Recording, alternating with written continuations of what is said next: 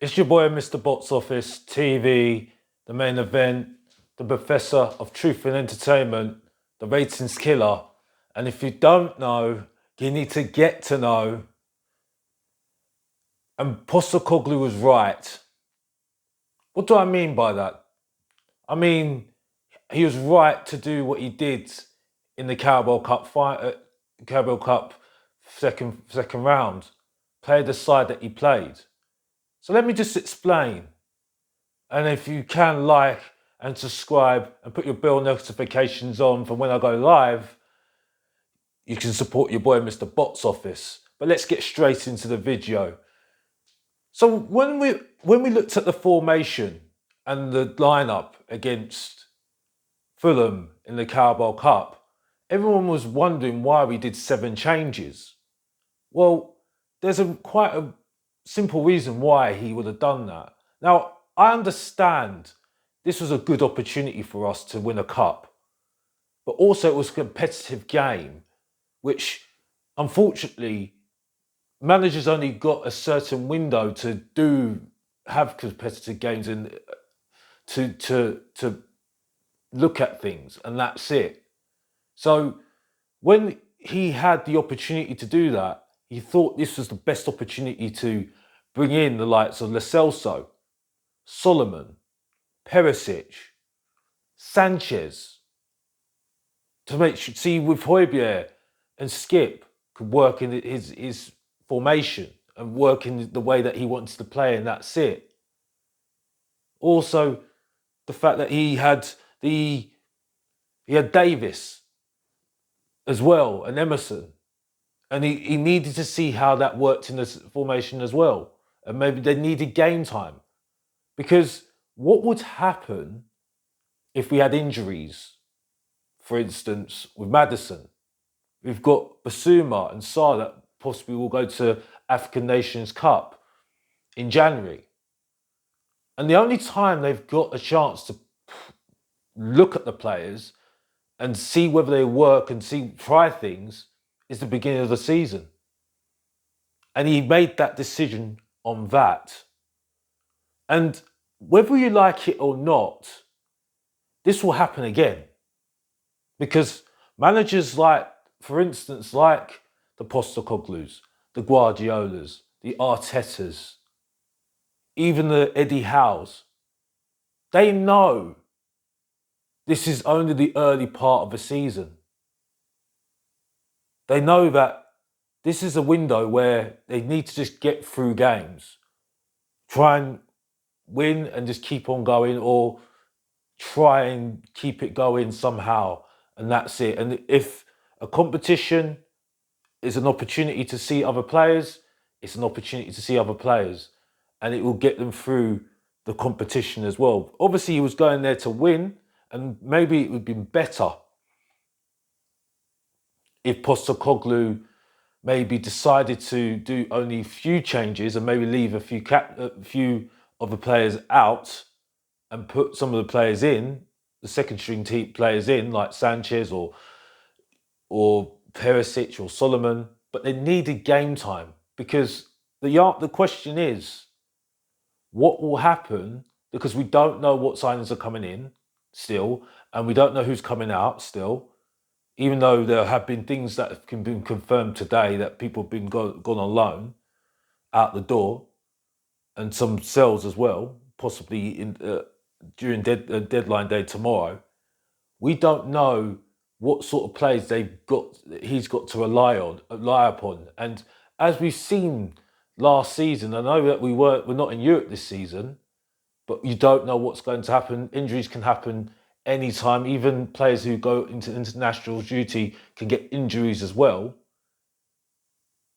You don't know what's going to happen in the future with injuries. So if it's the crucial part of the season, which is the last part of the season, the business end of the season, if injuries do happen, you need to know whether that player, some of your squad members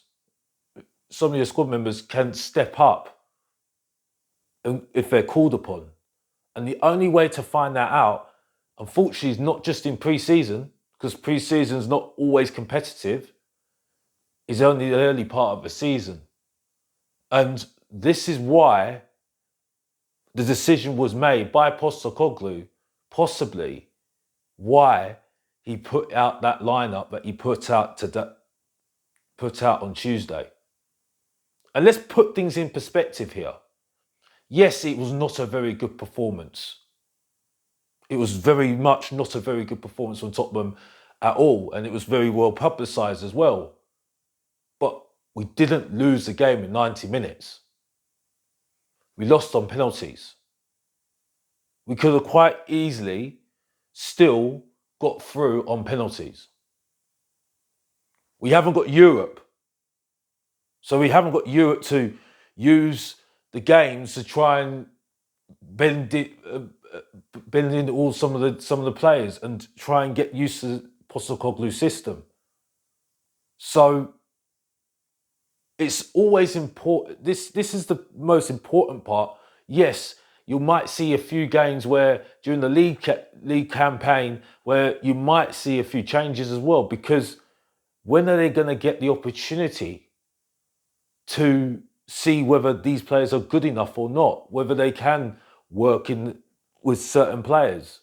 But it's mainly going to be in cut matches, and unfortunately that was the opportunity for Postecoglu to do that. And I know that me saying this might sound strange to some fans, but that's the way that coaches do think. Look at Guardiola, for instance. Guardiola looks and tried and tests things during the season, during the first part of the season. And that's when you see maybe Man City maybe struggling a little bit. They're not really at their best, but they're always ready for the business end of the season. And that's when they start really ticking. Arsenal last season played mostly their first team last season, the first 11. Look what happened the following towards the business end of the season. They collapsed. Lost the championship to Man City, and Man City won the treble. Rest is history.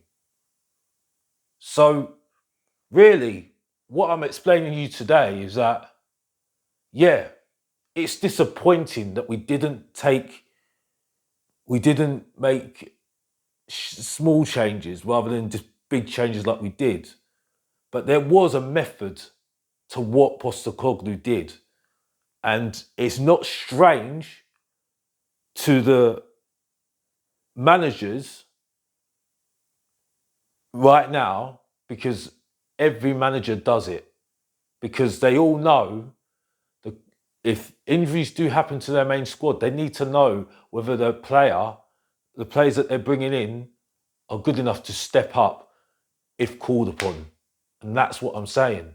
Yes, we all know certain players like Davis, for instance, the Celso, who I have question marks on because I didn't think he was performing well. I thought he only performed well because he wanted to get a move. We've had our question marks on Perisic. Sanchez has been an absolute question mark as well. Skip, who's not been great at all. He's been a bang average player. Højbjerg, who's just good. Yes, there are question marks on all these players. Also, Valise. How do you know that Valise is going to be good? How do you know that Scarlett was going to be good? You only can find these things out during a small window, and that's when you can get these opportunities in cup matches. And that was the best opportunity. And the fact is, Fulham still made changes as well, because you don't know when you might need to call upon these players. And that's when you can try and test them and see whether they can do it. And that's it. So hopefully that explains to you why I feel Postecoglu was right. And I think what will happen, he started to realise who was reliable and who was not reliable. And that's what we're seeing right now. Players are getting sold and getting rid of those players. And what the end goal hopefully will be towards the end of the season, he can use the players during the business end of the season to get us over the line, to get us into Europe, get us over the line in the FA Cup possibly, or whatever we can achieve for the end of the season. That's hopefully the end goal. But you'll see more of this next season if Postecoglu's still here, because we all know what my thoughts are on the manager still. And that's it. I hope everybody's well. And as I say, I've finished the video like this. If you didn't know, get to know, support your boy, Mr. Box Office, subscribe and like. And as always, I'm out.